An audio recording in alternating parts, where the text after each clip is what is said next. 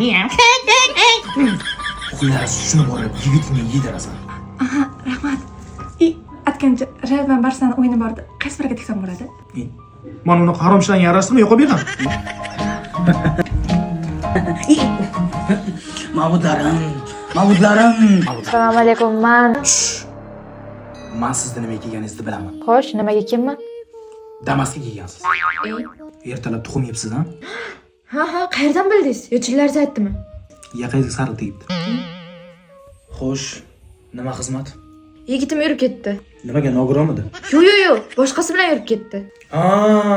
Mana ekan gunohsiz feri ketdiyman. Nima qildi deysan?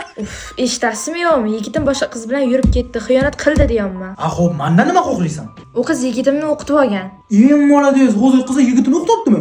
Maktab bilan o'qitamayapman, kontrol Fransiya bo'lib ketgan. Xullas, yigitimni qaytarish kerak. Nima maslahat berasiz? Rasmi bormi? Mana. Kiyim yechgan yo'qmi? Kiyimi bor-ku? Hazillashdim. Kim bu bola? Ko'zi qora. Damasin, aqcha damasin, donas.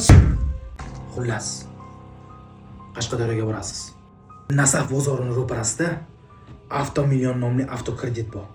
U yerda mashinalar uchun chegirmalar ketmoqda. Bundan tashqari bitta mashina xarid qilganga 40 litr benzin techa. Buni yigitimga nima aloqasi bor? Hech qanaqa aloqasi yo'q. Bu shunchaki reklama. Pulni qo'yganman. Mana buni olib yigitingni ichirasan va 3 kundan keyin natijasini ko'ramiz. Men bu yerga 6 kilo po'choq bordi. 5 kilo qolibdimi? Qaysi birini yedik?